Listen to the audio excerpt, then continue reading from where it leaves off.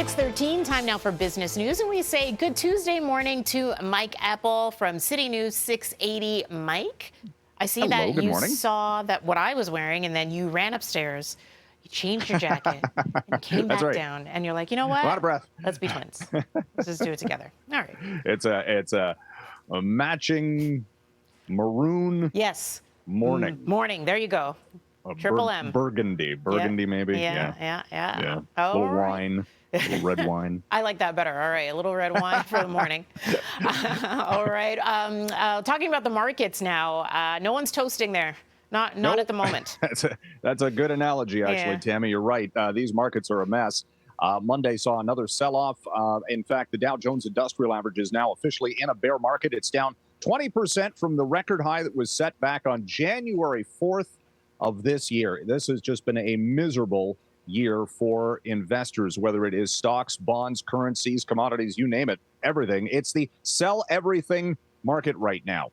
What we saw yesterday was the British pound hitting a record low against the U.S. dollar as the UK government's massive tax cut plan is not exactly going over well with the markets. The trickle-down economics theory has been poo-pooed, so to speak, shall we say, by the bond and debt markets and the currency traders who are just saying, look, this is just going to add just so much money to the British government debt. It's likely going to fuel inflation. What does that mean? Well, the Bank of England's going to have to raise interest rates aggressively. And this is the back story to all of this, Tammie. Interest rates are going up at all of the central banks aggressively to fight inflation. That is not a good scenario for the stock or bond or currency markets. And we've seen stocks crater. Bonds are on pace for their worst year in 78 years or something like that. And these equity traders are kind of bailing out right now. We're seeing a little bounce this morning. It's tentative. It's a tentative Tuesday turnaround. A lot of alliteration from anxious anchors placed in powerful posts. I will say that, but maybe a little bit of green on the screen. We'll see. Wow. All right. Now, the British pound, I know yesterday you were saying that it was a record low. We're hitting a new record low. The Canadian dollar also not doing well off of everything. Gas prices possibly going down. That could be. I'm trying to find a silver lining in all of this, but I don't know. Well, look, what we saw was as soon as the trading in the British pound stopped at noon yesterday, well, then all of the other currencies got hit. It was just this spillover effect. The Canadian dollar is below 73 cents U.S. this morning, a 28-month low. If you're heading south, $1.37 on the exchange, plus all of your service fees, you're looking at over $1.40 on the exchange rate, pretty much. The only thing, as you say, that might be a break here coming up is gas prices.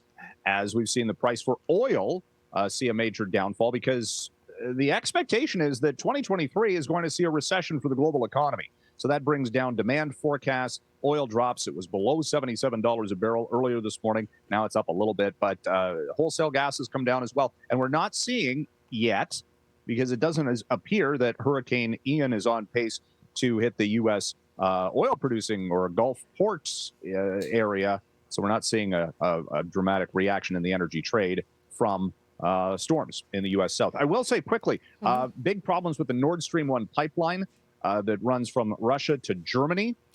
Just seeing reports about unprecedented damage on that pipeline, possibly sabotage that might curtail shipments of oil and natural gas to the Eurozone. So we'll track that as well for the energy crisis currently underway there. We'll keep an eye on that for sure. Higher interest rates leading to higher rental prices, slowing down the real estate market, though. Look, it's the shift from people not buying, looking to rent because mortgage rates have gone up, and bullpen research saying that and rentals.ca saying that because of what we've seen in the real estate market, we've seen demand for rental properties go sky high and up over 20% here in the past year in the GTA.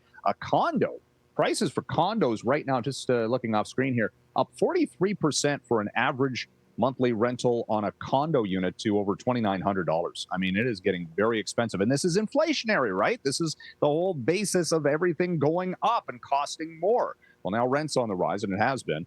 And it's the double edge. You're trying to slow down one market, but fueling another one with raising interest rates.